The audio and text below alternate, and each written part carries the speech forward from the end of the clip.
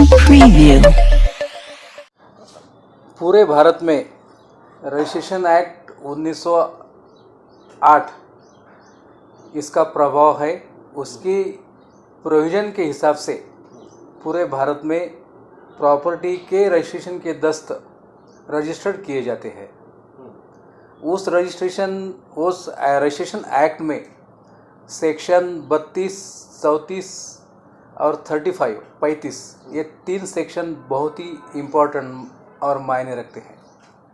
इसी हिसाब से किसी भी रजिस्टरिंग ऑफिसर ने उनके सामने पेश किए गए दस्त रजिस्टर करना ज़रूरी है। ये कायदा प्रिंसिपल एक्ट है, पूरे भारत में इसका प्रचलन है और ये मैंडेटरी एक्ट है रजिस्ट्रेशन के लिए डॉक्यूमेंट के। हर स्टेट ने अपने अपने नोंदनी रजिस्ट्रेशन नियम बनाए हैं। अपने यहाँ पे महाराष्ट्र में बनाया है। तो वो रजिस्ट्रेशन रूल्स कभी भी प्रिंसिपल एक्ट को ओवरराइड नहीं कर सकते, ऐसा मेरा अभ्यास रहा है। और उसी हिसाब से गवर्नमेंट के फेवर में, क्योंकि मैं गवर्नमेंट का नौकर हूँ, मुझे मैंडेटरी है, मुझ पे पूरे बंधन है कि मैं सरकार का सेवक होने की वजह से सरकार का हित अच्छी तरह से संभालूं।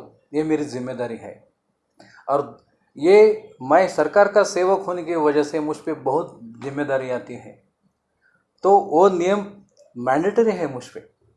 फिर भी जो एक्ट है उसका अमलबजानी करना, उसका सही ढंग से क्रियान्वित करना, उसको, ये मेरा फर्ज है। क्योंकि किसी भी ऑफिसर को उसका जो डिपार्टमेंट है उसके कायदे और कानून मालूम होना ज़रूरी होता है। ब्लाइंडली कोई काम नहीं कर सकता। तो मैं औरंगाबाद में जब काम किया तो मुझे पहली बार ऐसा लगा कि 20/30 ये शब्द मैंने जब सुना तो मैं सरप्राइज हो गया कि भाई 20/30 क्या है ये प्रकार। प्रिंसिपल एक्ट में तो कोई प्रोविजन ही नहीं है 20/30। मालूम किया तो पड़ा ये प्लॉट के साइज है। प्लॉट के साइज के हिसाब से रजिस्ट्रेशन करना, ये रजिस्ट्रेशन एक्ट में कहीं भी प्रोविजन आपको दिखाई नहीं देंगे। ये मेरा अभ्यास रहा है और इसी हिसाब से मैंने डॉक्यूमेंट का रजिस्ट्रेशन जब औरंगाबाद में किया तो बहुत सारे हलचल मच गए थे। मुझे लगा कि भाई मैंने क्या गलत किया, लेकिन जिनका अभ्यास नहीं था उन्होंने मुझे गलत ठहराया। रही दूसरी रजिस्ट्रेशन रूल्स की बात, तो मैंने पहले बताया कि रूल्स ये रजिस्ट्रेशन एक्ट को ओवरराइड नहीं कर सकते, उससे बड़े नहीं हो सकते रूल्स ये कभी भी उसको हेल्पफुल होना चाहिए, उसको सहयोग करना चाहिए प्रिंसिपल एक्ट को। लेकिन ऐसा नहीं हुआ अपने यहाँ पे। और दूसरा, किसी भी डिपार्टमेंट अपने एनओसी को मैंडेटरी नहीं करता रजिस्ट्रिंग ऑफिसर को, लेकिन रूल में इसका सभी का अंतर्भाव किया गया। टुकड़ेबंदी कायदा 1947 से प्रचलित है।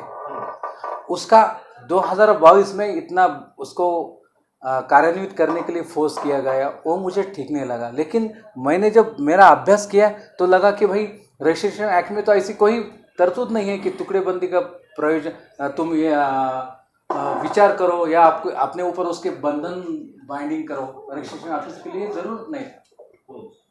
और अभी सुप्रीम कोर्ट का हाई कोर्ट का उसके ऊपर क्या ऑर्डर है? हाँ जी हो। तो हाई कोर्ट ने एक तरफ से मैंने जो काम करता था उसको उनके आदेश से सही ठहराया है। जो आप बता रहे थे कि ये रूल एंड लॉ है, हाँ, वो उन्होंने, हाँ बिल्कुल सुप्रीम कोर्ट ने दिया। ये Aurangabad bench, honourable Aurangabad bench of the Mumbai high court, उन्होंने ये आदेश पारित किया। अच्छा, वही रूल हाँ, कि भाई टुकड़ेबंदी या किसी दूसरी डिपार्टमेंट का एनओसी होना या जिसको लेआउट नहीं है, ये जरूरी नहीं है। रजिस्टरिंग ऑफिसर ने रजिस्ट्रेशन एक्ट 1908 जो है उसके हिसाब से ही काम करना चाहिए। ये हाई कोर्ट का ऑर्डर है। हाँ, कब आया ऐसा ऑर्डर? ये कल पारित हुआ 5 मई को। 5 मई कल शाम में ऑनरेबल हाई कोर्ट ने आदेश दिया है। अच्छा।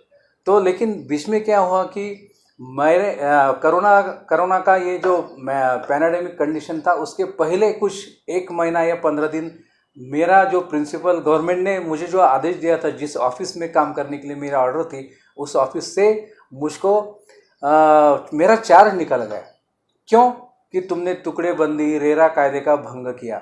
लेकिन मैंने गवर्नमेंट को उसी वक्त से आज तक 20 और 25 एप्लीकेशन दी कि भाई नहीं, मैं गलत नहीं हूँ, न मैंने गवर्नमेंट का किसी आदेश का उल्लंघन किया है, उसको साइड कर दिया, ऐसा कुछ भी नहीं है। मैंने गवर्नमेंट के आदेश से ही या रजिस्ट्रेशन एक्ट में जो प्रोविजन के है उसके हिसाब से ही काम किया है।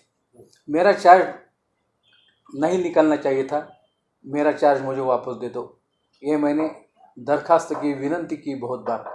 अभी ये चीज को लेकर जो आपका चार्ज आपसे छीना गया, उसको लेकर आपने कोई कानूनी कार्रवाई की? कहीं कोर्ट वगैरह में गए हैं आप? हाँ, तो मैं कोर्ट में उसको एप्लीकेशन कोर्ट में क्यों नहीं किया कि जब ये कार्रवाई हुई तो मुझे किसी भी आदमी, या आदमी कोई भी रहो, कॉमन मैन रहो या ऑफिसर के चेयर पे बैठा हुआ कोई आदमी रहो, वो आखिर मानस आदमी ही रहता है। उसकी जो एक विचार करने की धारा होती है वो सही रहती है। सत्सक विवेक बुद्धि मराठी में उसको बोलते हैं कि भाई मेरे ये एप्लीकेशन पढ़ के उनको एहसास हो जाएगा, नहीं कुलकर्णी ने जो काम किया है वो हिसाब से ही किया है, किसी एक्ट का उसने ओवरराइड नहीं किया, वो मुझे मेरा चार्ज दे देंगे, ये मेरा विश्वास था, आज भी है और रहेगा। इसकी वजह से मैंने कोर्ट में नहीं गया कि भाई ये सीधे तरीके से काम हो सकता है तो कोर्ट में जाने की जरूरत नहीं। और ये कोरोना का भी पीरियड लगा, कोर्ट का कामकाज थोड़ा सा उस पर असर रहा। आपका आपसे चार्ज आपका कब लिया गया था? उसका एग्जैक्टली डेट मैं आपको बोलता हूँ, मार्च 2020 की 18 तारीख से। अच्छा, आपसे चार्ज ले लिया? हाँ, ले लिया था। तो उसकी जो चार्ज लेने की वजह ये थी कि मैंने ये रेरा का भंग किया, टुकड़ेबंदी कायदे का भंग किया, और जिस लेआउट को सैंक्शन नहीं था उसका रजिस्ट्रेशन किया डॉक्यूमेंट का। तो वही चीज आज कोर्ट ने भी बोल दी है। आज कोर्ट ने मैंने जो काम किया है एक तरफ से उसको सही ठहराया है।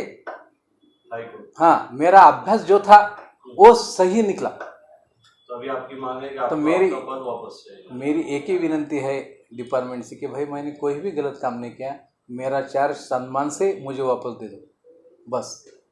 क्योंकि अगर मैं गलत रहा था तो आज मैं मुंह के बल गिरता था, मैं गलत साबित होता था। लेकिन नहीं, मैं सही हूँ और सही ही रहूँगा। शासन के कभी भी खिलाफ मैं काम नहीं किया, और मैं उनका नौकर हूँ गवर्नमेंट का। मैं नौकर की तरफ से नौकरी करूँगा शासन की। आपका पूरा नाम और पद सर? मेरा नाम है सतीश दिगंबर कुलकर्णी। मेरा जो डेसिग्नेशन है जॉइंट डिस्ट्रिक्ट सब registrar class 2 Aurangabad, office number 1।